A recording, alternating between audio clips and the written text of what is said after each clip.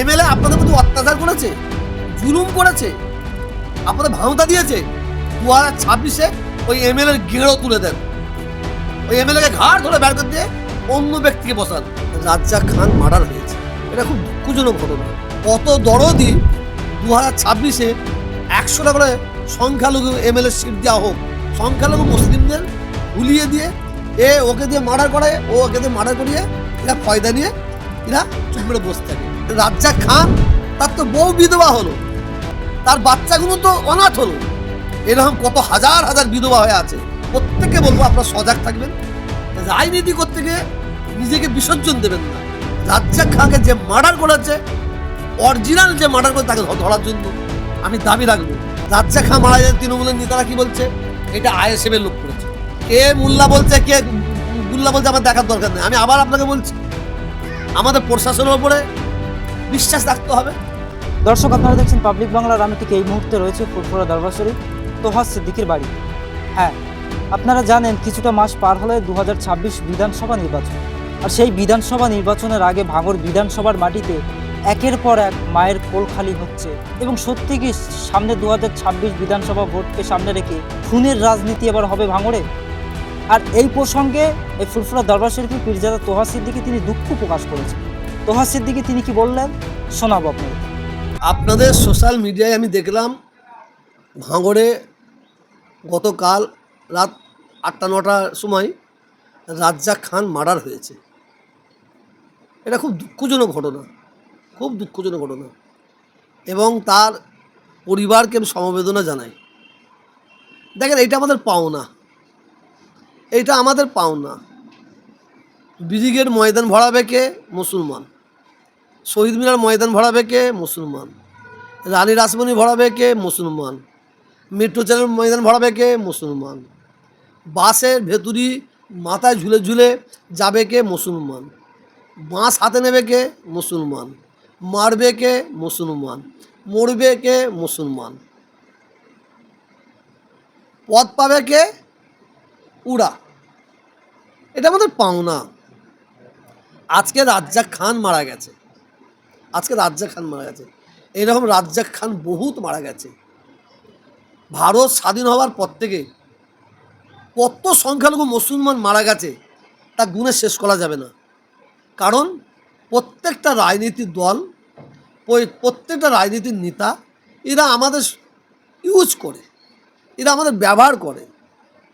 যারা রাজনীতি নেতাদের জন্য নিজেদের জীবন দিয়ে দিচ্ছে, জীবনকে কুরবানি করে দিচ্ছে, ওর ঘর পোড়াচ্ছে, ও এর ঘর পোড়াচ্ছে, একে মার্ডার করছে, ও একে মার্ডার করছে। এর পরে গিফট পাবে কি? পুরস্কার তো পেতে হবে। উপো মালদায় যাচ্ছি, ভাই কি করেন? বলতে হুজুর আমি উপো। মুর্শিদাবাদ, ভাই কি করেন? বলছে আমি উপো। বাঁকুড়ায় মেদিনীপুরে যাচ্ছি, কি করেন?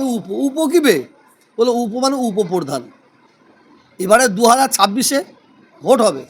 2026-এ ভোটে তৃণমূলও বলছে আমি মুসলিম দরদি, সিপিএমও বলছে মুসলিম দরদি, কংগ্রেসও বলছে মুসলিম দরদি।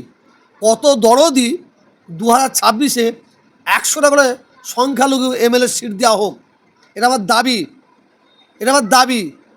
দেখাই যাক কত মুসলিম দরদি।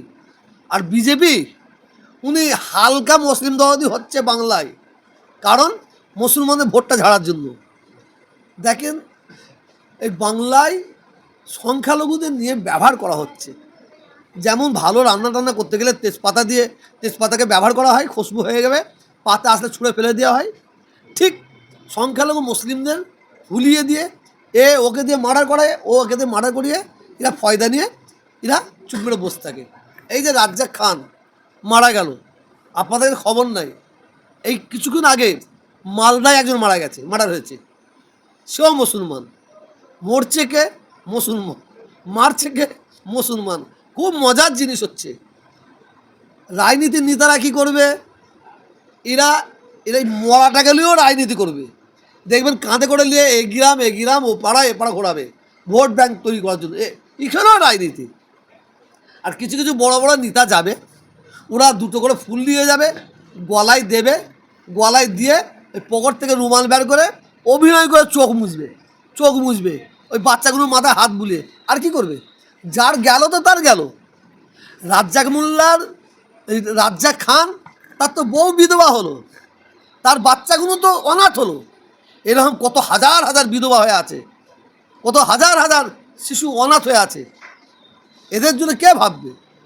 আমি তো দেখছি, বিশেষ করে এই বাংলায় এই সরকার ক্ষমতা এসেছে, এর আগে সরকার ক্ষমতা এসেছে, এরা ক্ষমতায় আসার পরে মুসলিমদের রাজনীতির নেতার একটা জায়গা দেওয়া তো দূরের কথা, যারা একটা জায়গায় প্রধানের জায়গায় বসে আছে, সভাপতি জায়গায় বসে আছে, তাদের ঘরে ওখান থেকে ট্রেন আরও নাবিয়ে দিচ্ছে। অতএব আমি বাংলার শুধু মুসলিমদের কথা বললে আমি মানুষ নই, আমি বাংলার মানুষের কথা বলবো। আমি হিন্দু, মুসলিম, শিখ, ইসাই সবাই কথা বলবো। প্রত্যেককে বলবো আপনারা সজাগ থাকবেন। রাজনীতি করতে গিয়ে নিজেকে বিসর্জন দেবেন না, রাজনীতি করতে যে নিজের পরিবারকে ধ্বংস করবেন না। আমি এটা আমার অনুরোধ থাকবে। কেন রাজনীতির নেতা এরা হচ্ছে মানে অনেক নেতা আছে, এরা হচ্ছে গিরগিটের জাত। এরা কখন কি রং চেঞ্জ করবে এদের বোঝা মুশকিল। অতএব এবারে 2026-এ ভোট হবে। আমি বার্তা দিতে চাই, এই বার্তাটা আপনাদের সোশ্যাল মিডিয়ার মাধ্যমে দিতে চাই। আপনার এলাকায় যে এমএলএ আছে, সে তৃণমূল কি সিপিএম কি কংগ্রেস কি বিজেপি আমি দেখবো না, এমএলএ ভালো কাজ করছে কি আপনারা দেখেন। এমএলএ আপনাদের মধ্যে অত্যাচার করেছে, জুলুম করেছে, আপনাদের ভাঁওতা দিয়েছে। 2026-এ ওই এমএলএর গেঁড়ো তুলে দেন, ওই এমএলএকে ঘাড় ধরে বের করে দিয়ে অন্য ব্যক্তিকে বসান।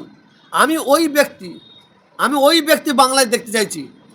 আমি হিন্দু দেখবো না, মুসলমান দেখবো না, আমি ওই ধরনের রাজনীতির নেতা দেখতে চাইছি যার মন মানসিকতা হিন্দু থাকবে না, যার মন মানসিকতা মুসলমান থাকবে না, যার মন মানসিকতা মানুষ থাকবে।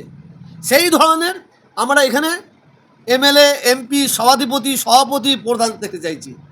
সবশেষে রাজ্জাক খান যে মারা গেছে, আমি প্রশাসনের কাছে দাবি রাখবো, রাজ্জাক খানকে যে মার্ডার করেছে, অরিজিনাল যে মার্ডার করে তাকে ধরার জন্য আমি দাবি রাখবো এবং তার কঠোরতম শাস্তির দাবি রাখছি।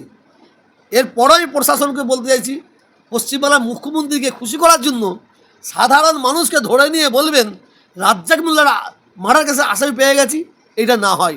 বাংলা নয়, সারা ভারতবর্ষে যারা সত্যিকারের আসামি, যারা সত্যিকারের দাগি, তারা বুক ফুলিয়ে ঘুরছে। যারা নির্দোষ তাদের ঘরে ধরে নিয়ে থানায় ভরে দিয়ে জেল খাটাচ্ছে। এইটা না হয় না, এটা হচ্ছে নিচার। এটা হচ্ছে দেখেন, তৃণমূলের রাজ্জাক খান মারা গেছে,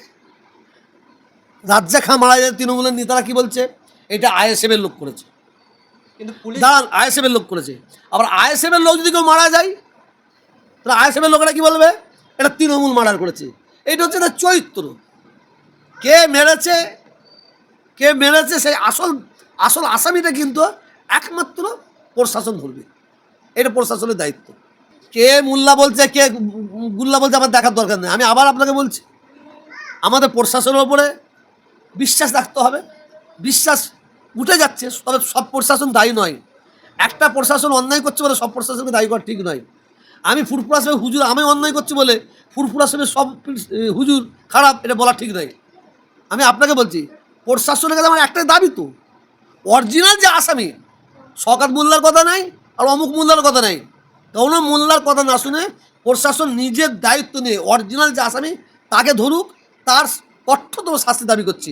কিন্তু কাউকে খুশি করতে গিয়ে যেন নিরীহ মানুষকে ধরে তাকে আসামি বানানো না হয়, এইটা আমার অনুরোধ থাকবে। আমি আপনাকে বলি শুনেন, আমি প্রশাসনের ভূমি গেলে আমি যা বলে দিচ্ছি। আমি একটা কথা বলছি, 2026-এ ভয়ঙ্কর দিন আসছে। আমার ভয়, মানে জাতি ধর্ম বর্ণ নির্বিশেষে কত মায়ের কোল খালি হবে রে ভাই, কত বোন বিধবা হবে, কত বাচ্চা অনাথ হবে। যদি প্রশাসন যদি কঠোর হাতে যদি দমন না করতে পারে, তাহলে আমাদের এই ধরনের খুন অনেক দেখতে হতে পারে। আমি জাতি ধর্ম বর্ণ নির্বিশেষে প্রত্যেকটা মানুষকে বলবো, ভাইদের বলবো, আপনারা যারা রাজনীতি করেন তাদের বলবো, আপনারা রাজনীতি নিয়ে আপনারা কোনো মায়ের কোল খালি করবেন না। একটা একটা কথা আছে, জো রোলাতা হ্যায় ও রোয়েঙ্গে, জো হাসাতা হ্যায় ও হাসেঙ্গে। আমি তোহা সিদ্দিকি যদি কাউকে কাঁদাই, আমাকে আল্লাহ একদিন না একদিন কাঁদাবে। আমি তোহা সিদ্দিকি যদি কাউকে হাসাই, আমাকে আল্লাহ একদিন একদিন হাসাবে। অতএব জো রোলাতা হ্যায় ও রোয়েঙ্গে, জো হাসাতা হ্যায় ও হাসেঙ্গে। ব্যাস, এর পরের কিচ্ছু নেই।